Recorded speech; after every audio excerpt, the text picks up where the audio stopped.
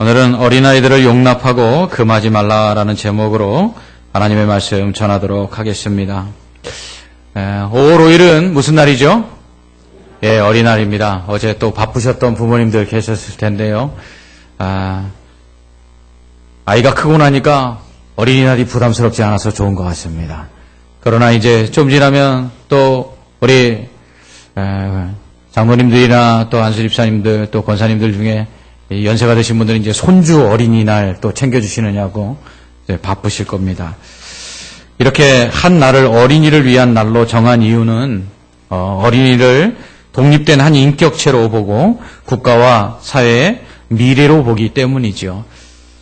그래서 아이들이 뛰노는 모습만 보아도 우리는 좋은 것입니다. 왜요? 우리의 다음 세대들이 이렇게 힘있게 또 건강하게 뛰어노는 모습이 바로 우리의 밝은 미래라고 생각하기 때문이지요.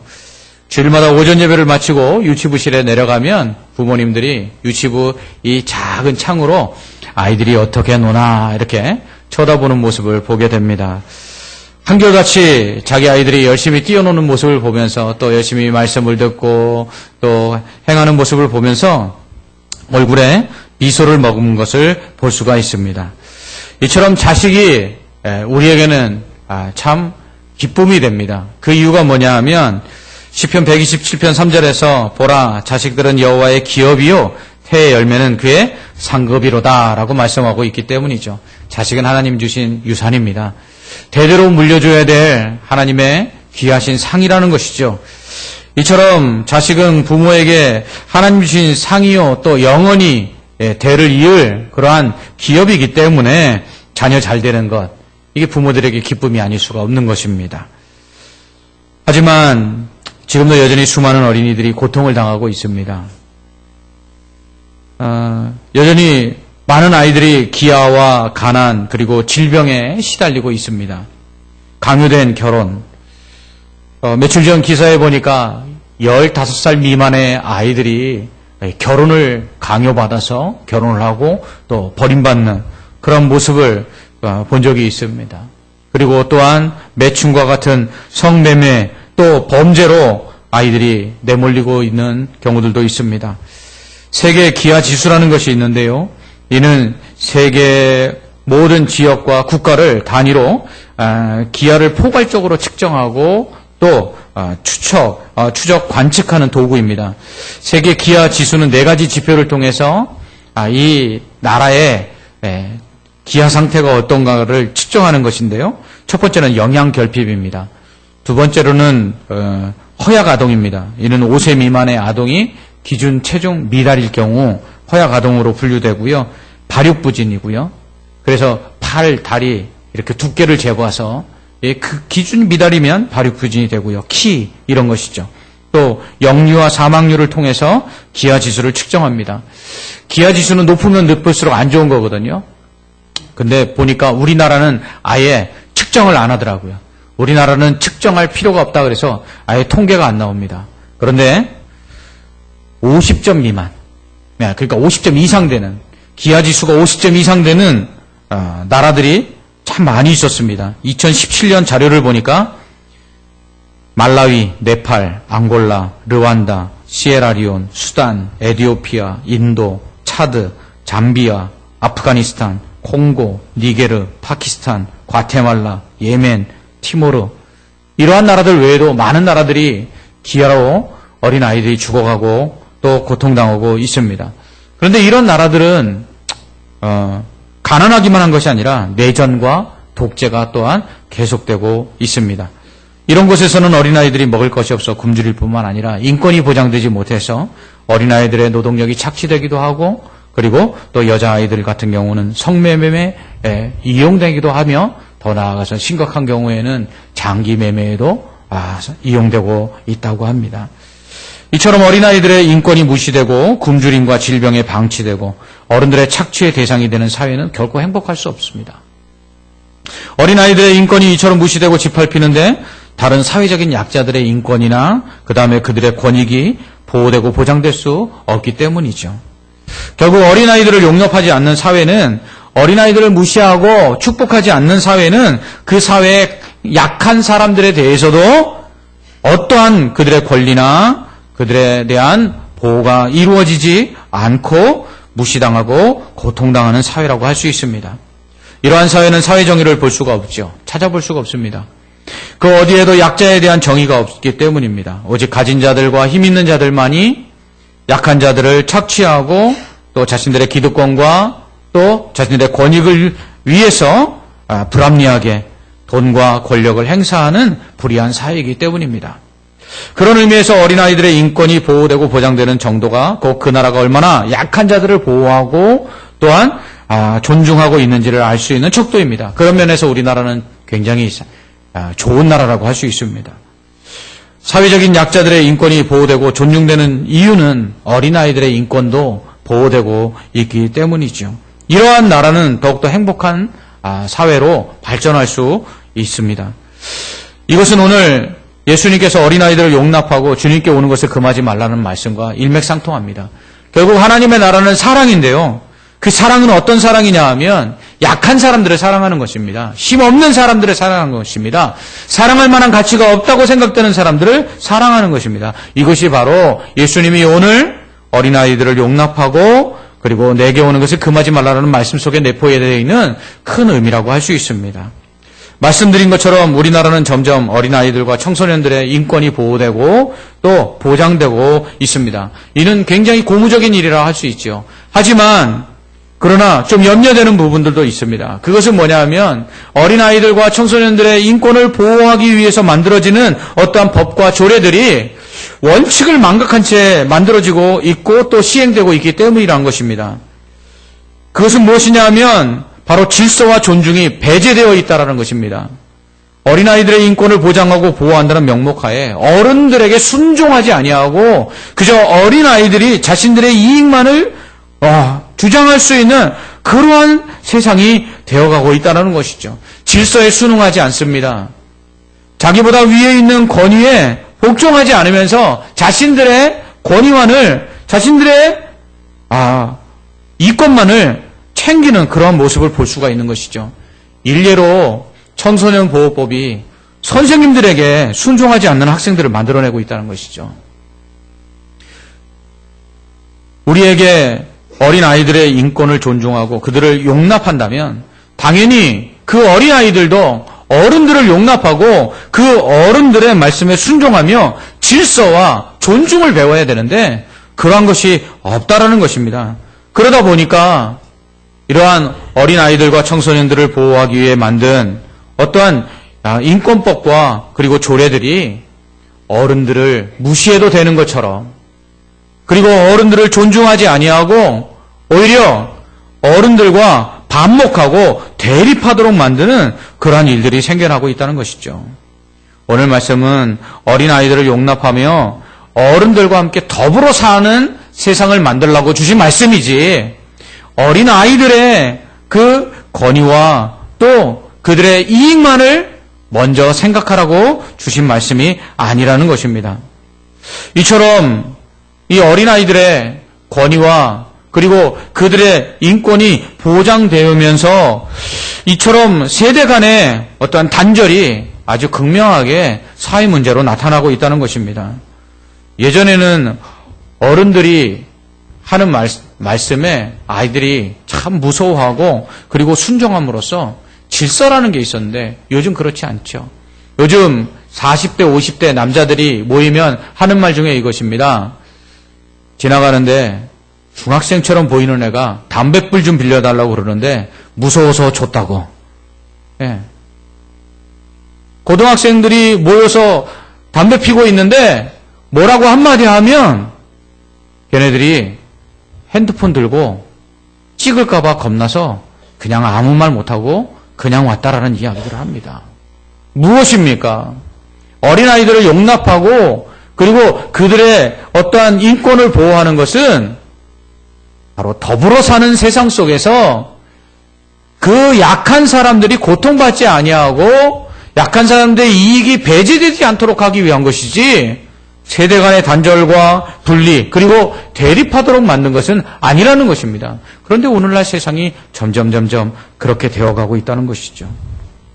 이러한 세대 간의 단절은 교회 안에서도 나타납니다. 교회 안에서 특별히 이 세대 간의 이 단절이 아주 극명하게 나타나는 것이 바로 무엇이냐면 바로 예배라고 할 수 있어요. 이제는 세대가 통합해서 함께 예배드리는 게 너무 어렵습니다. 저 어렸을 때만 해도 똑같은 성경책을 썼고 그리고 똑같은 찬송가를 불렀습니다. 그런데 얼마 지나니까 어린이 찬송가가 나오더라고요.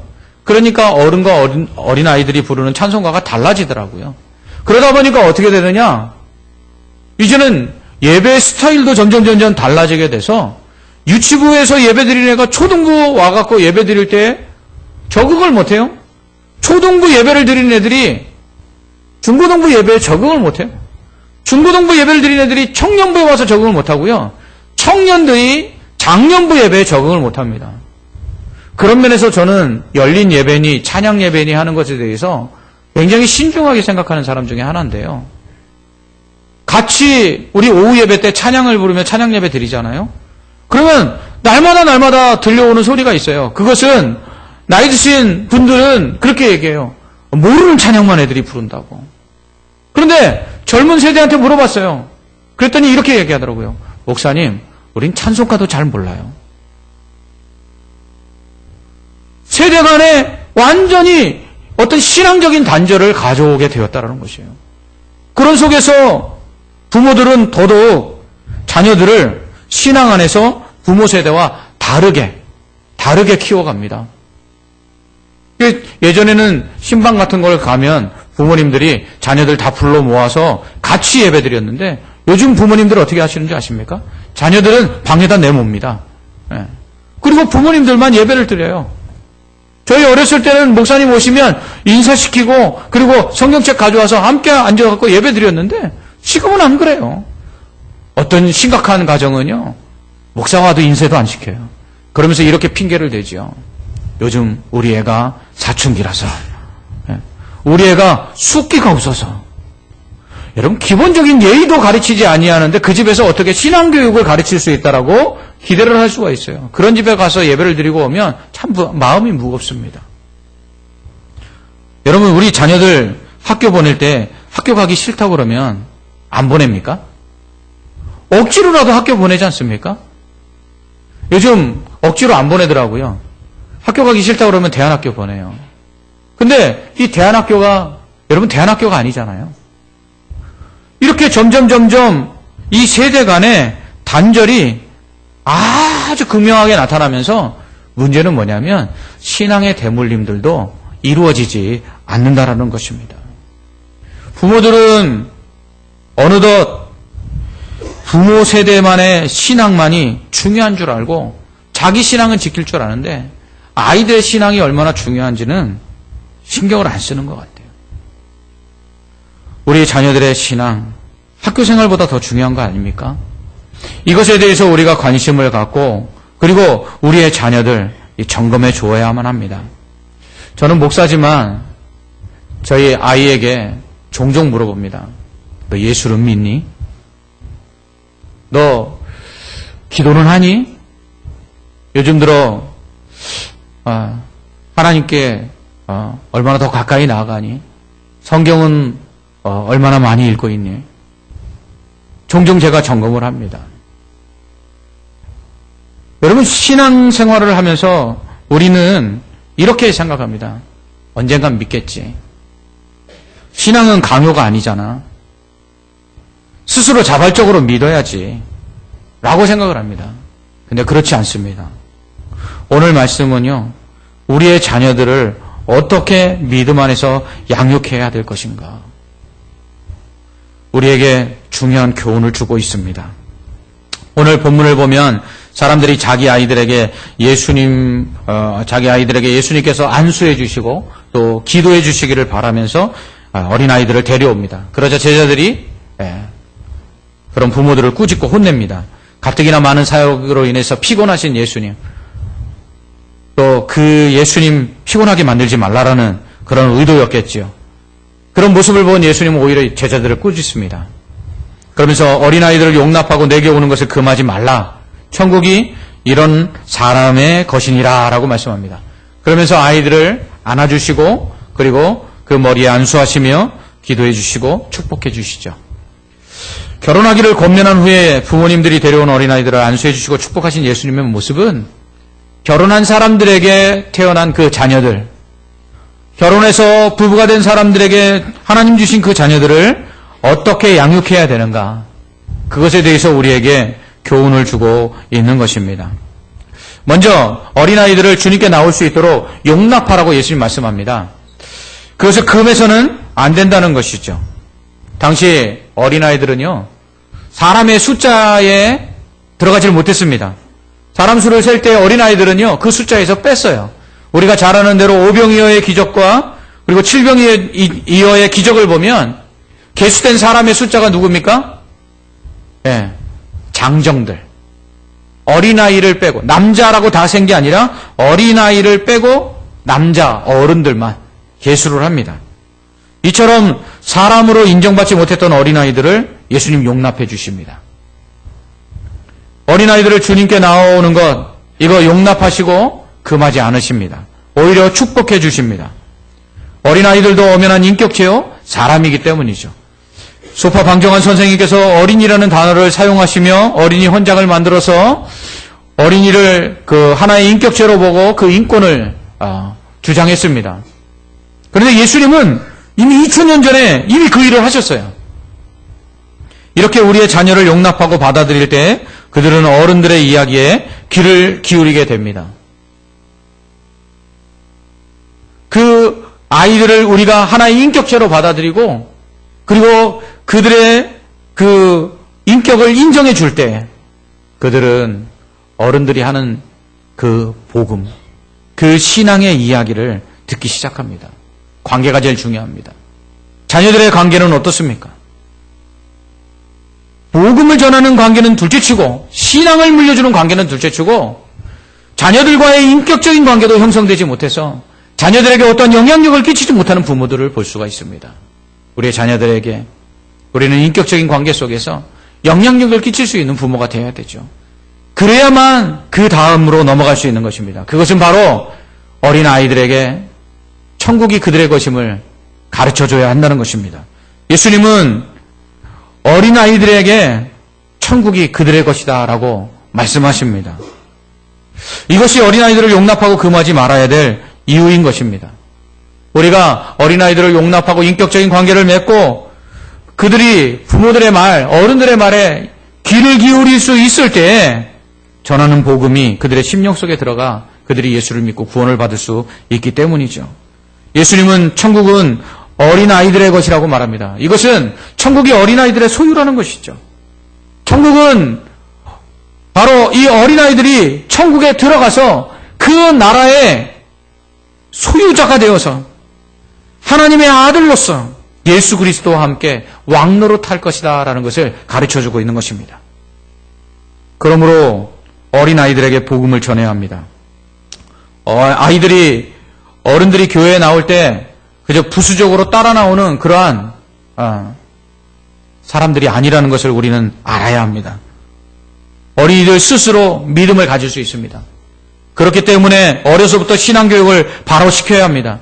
그리고 이것을 늘 점검해야 합니다. 부모가 강요하는 신앙이 아니라 스스로 믿음을 가질 수 있도록 가르치고 관심과 사랑을 가지고 돌봐야 합니다. 그러므로 어린아이들도 신앙의 인격체로 우리는 인정해줘야 합니다. 우리 교단에서는 유아 세례를 받아 이 아이가 15세가 되면 입교를 하는데요. 15세면 중학교 2학년입니다.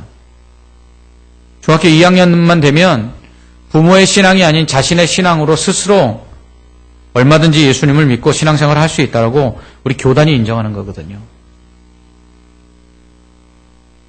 그러나 예수님은 그보다 어린아이들을 안으시고 안수하고 축복하시면서 천국이 이런 어린아이들의 것이라고 말씀하십니다. 저 같은 경우는 7살 때 이제 목사가 되기로 하나님 앞에 서원했습니다. 그리고 한 번도 다른 길로 가보지 않았습니다. 너무 일찍 목사가 되겠다고 서원하고 그리고 그 길로 가서 그런지 목사가 만 30대가 돼야지 안수를 주는데 만 30세가 되기 전에 모든 신학을 다 마치고 그래서 강도사를 3년이나 했습니다. 이처럼 어린아이도 충분히 예수님을 믿고요. 그리고 하나님 앞에 자신의 인생을 헌신할 수 있습니다. 그러므로 어린아이들에게 복음을 전해야 합니다. 특히 가정에서 부모는 자녀의 신앙을 계속해서 점검해야 합니다. 강요도 해보고요. 권면도 해보고 스스로 하기를 또 기다려도 봐야 합니다. 그러나 방치하지는 마십시오. 어린아이들이 스스로 믿음을 가질 수 있고 그 믿음으로 천국에 갈 수 있다는 사실을 기억하고 끊임없이 믿음을 가질 수 있도록 여러분들 도와줘야 합니다. 그렇지 않으면 기회를 놓칠 수 있습니다. 제가 요즘 이렇게 주일학교 사역을 오랫동안 하고 목회를 하면서 우리 교회학교 아이들을 이렇게 보니까요. 언제까지가 기회인가 보니까 초등학교 3학년 이하일 때까지가 기회더라고요.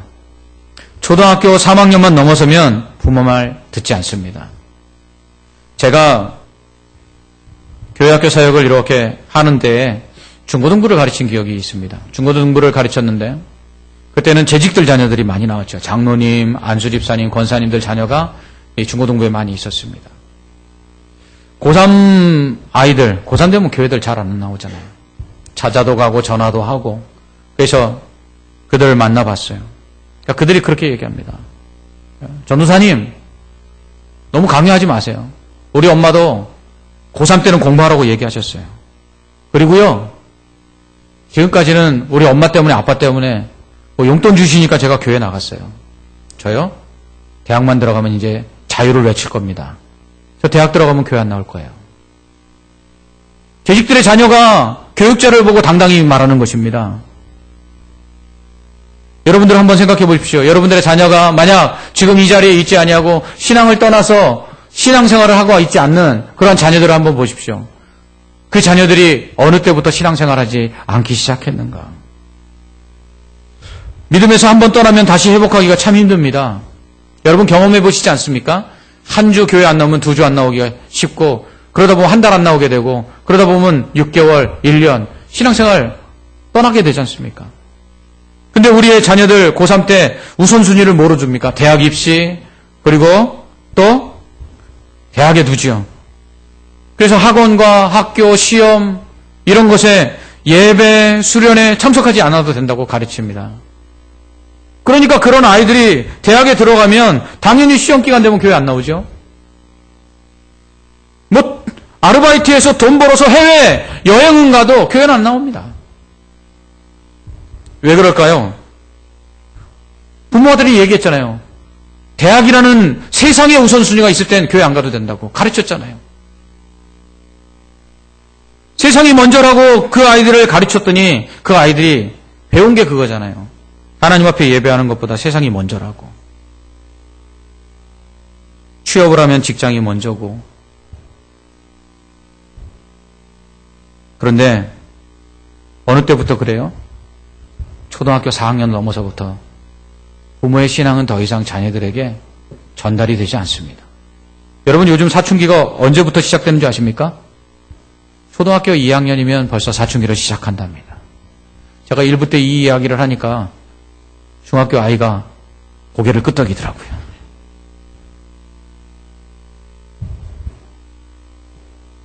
여러분 언제까지나 기회가 있는 것이 아닙니다. 이 기회를 놓쳐서는 안 된다는 것이죠. 천국은 어린아이들의 소유입니다. 어린아이들도 천국을 소유할 수 있습니다. 그 아이들에게 천국의 왕이 될 수 있는 기회를 놓치지 않게 해야 할 것입니다. 어린아이들을 어떻게 믿지요? 순수하게 믿지요. 그래서 예수님도 어린아이와 같지 않으면 천국에 갈 수 없다 말씀하셨어요. 그러나 그렇지 않아요. 요즘 아이들 얼마나 영악한데요. 여러분 아이들이 똑똑하다고 생각하십니까? 그러면 위기의식을 느껴야 합니다. 제가 볼 때는요. 똑똑한 아이들일수록 이 논리적이지 않고 합리적이지 않은 신앙을 받아들이지 못하더라고요. 그렇기 때문에 똑똑하다고 기뻐하지 마시고요. 더 똑똑해지기 전에 순수한 마음에 예수 그리스도를 믿을 수 있도록 복음을 전해야 합니다. 이처럼 어린아이들이 신앙을 갖는 것 아주 중요한 일입니다. 그러므로 우리의 자녀들 무시하지 말고 주께로 오도록 용납하고 그들이 천국을 소유할 수 있도록 복음을 전해야 할 것입니다. 이 기회를 놓치기 전에 복음을 전해야 합니다. 뿐만 아니라 어린아이들은 축복의 대상입니다. 축복하며 기도해 줘야 합니다. 무엇을 축복하며 기도해 줘야 될까요? 예수님께서 아이들을 안고 그 머리에 안수하며 기도해 주셨는데 예수님 어떤 기도해 주셨을까요? 얘네들이 잘 되어 대학 가게 해주십시오. 얘네들이 잘 되어 높은 관직에 앉게 해주십시오. 얘네들이 잘 되어 돈 많이 벌게 해주십시오. 이 기도 하셨을까요? 우리는 한번 생각을 해봐야 합니다. 예수님 그렇게 기도해 주셨을 것 같아요. 하나님, 이 아이들이 평생에 하나님 떠나지 않게 해주십시오. 이 아이들이 구원을 받게 해주십시오. 이 험한 세상 살아갈 때 오직 주님께서 주시는 그 은혜만으로 살아갈 수 있도록 늘 붙들어 주십시오 하고 기도하셨을 거예요. 그렇습니다. 여러분 진짜 복이 뭔지 아십니까? 하나님이 함께 하시는 게 진짜 복이에요. 여러분 세상 아무것도 없어도 하나님 함께 하시면 염려할 게 없습니다. 예수 그리스도 우리를 위하여 구원해 주신 그 예수 그리스도가 우리 안에 살아계시면 염려할 게 없어요. 우리 자녀들에게 진짜 복은 바로 그것입니다. 우리 자녀들이 받아야 될 복은 바로 세상의 복이 아니라 구원의 복이요, 하나님이 함께 하시는 복이요, 하나님의 은혜를 누리는 복이라는 것입니다. 하나님의 은혜 없이 우리 살 수 없습니다. 젊은 세대들이 점점 교회를 떠나가고 있어요. 그들이 교회를 떠나는 이유가 무엇일까요? 그 1차적으로 부모들 책임입니다. 부모들이 예수를 안 믿거나 부모들이 신앙을 제대로 안 가르쳐줘서 그렇습니다. 또 하나 젊은 세대들이 교회를 떠나는 것은요, 복이 세상에 있다고 생각하기 때문에 그래요. 구원이 복이라고 생각하지 아니하고요, 하나님이 함께 하시는 것이 복이라고 생각하지 않아요. 그렇기 때문에 그들은 세상에 복이 있는 줄 알고 세상을 향해 나아갑니다. 그런데 젊은이들이 어때요? 세상에 복이 있는 줄 알았는데 요즘 세상 어떻습니까? 세상 지옥과 같아요. 이 조선 지옥과 같은 헬조선이라고 얘기해요. 세상에 복이 있는 줄 알고 세상을 나갔는데 젊은 세대들이 세상에도 복이 없어요. 지금이 다시금 젊은 세대에게 복음을 전할 때라고 생각해요. 세상이 복이 아니라 구원이 복이요, 하나님만이 우리에게 진정한 복이라는 것을 전해줄 때가 되었다고 생각합니다. 하나님 은혜 없이 살 수 없습니다. 하나님의 도우심 없이 살 수 없어요. 하나님 없이는 잠시도 견딜 수가 없는 것이 바로 광야와 같은 세상을 사는 인생입니다. 이때 하나님 의지할 수 있도록 믿음을 전해줘야 합니다. 이 세상이 전부가 아니라 저 천국에 우리에게 영생이 있음을 복음을 통해서 전해주어야 합니다. 우리를 위해서 그 천국 주시려고 예수 그리스도께서 십자가에 죽으셨음을 증거해야 합니다. 그럴 때 그들이 그 믿음을 가지고 이 세상 살아가면서 때때로는 넘어지고 쓰러질 때 하나님 의지하고 다시 일어나게 될 줄 믿습니다. 하나님의 도우심 가운데 모든 것을 견디고 모든 것을 이겨내는 승리하는 믿음을 갖게 될 줄 믿습니다. 우리의 자녀들 하나님이 주신 기업이요 상급입니다. 우리는 그들을 한 인격체로 인정하고 용납해야 합니다. 그들과의 좋은 관계를 맺고 그 속에서 부모의 말씀에, 어른들의 말씀에 귀를 기울이는 그러한 관계를 맺어야 합니다. 그러한 그들에게 천국이 바로 그들의 것임을 알 수 있도록 복음을 전해야 합니다. 아주 어린아이도 천국에 들어가 구원을 받은 자로서 하나님과 왕노릇할 바로 천국의 소유자임을 우리는 알아야 합니다. 그리고 그들이 하나님의 은혜와 도우심 없이는 살 수 없다는 것을 가르쳐야 합니다. 이 험한 세상, 넘어지고 쓰러질 때마다 우리를 다시 붙들어 주시고 일으켜 세워주시는 그 하나님이 우리의 아버지 되시고 우리의 구원자 되시고 우리를 돕는 자 되시다는 것을 가르쳐야 합니다. 그리고 그 하나님의 뜻을 따라서 이 땅 가운데 하나님의 영광을 위해 살아가는 것, 그것이 인생의 가장 큰 행복이요, 그리고 인생의 목적임을 가르쳐줘야 합니다. 어린이 주일 우리 아이들에게 선물을 주고 우리 아이들에게 그들이 좋아하는 것들을 주는 것, 거기서 끝나지 말고 정말 예수 그리스도를 전해주고 그들이 믿음 안에서 구원을 받아서 이 세상 살아가는 동안에 부모가 해줄 수 없는 그러한 일들이라도 모든 것을 해주시는 전능하신 하나님, 그 하나님만 의지하고 날마다 살아가는 동안에 은혜와 복을 받게 되는 그러한 역사가 있기를 주님의 이름으로 축원합니다. 아멘. 기도하겠습니다. 하나님 아버지, 감사합니다. 오늘 우리에게 자녀들을 주시고 그 자녀들을 믿음 안에서 양육하며 또 그 자녀들에게 하나님의 구원의 복과 하나님의 은혜를 누릴 수 있도록 축복하며 기도할 수 있는 부모가 되게 하신 것 감사합니다. 하나님이 이 일을 게을리하지 않게 하여 주옵시고 우리가 열심히 복음을 전하며 또 기도하고 축복함으로 우리의 자녀들이 다 구원을 받아 저 천국을 소유한 자들 되게 하여 주옵시고 이 험하고 어려운 세상 살아가는 동안에 하나님의 그 도우심 가운데 날마다 승리하며 자신들이 꿈꾸고 원하는 모든 것들을 이루고 또한 하나님의 영광을 드러낼 수 있는 믿음의 자녀들 되게 하여 주시옵소서. 예수님 이름으로 기도합나이다. 아멘.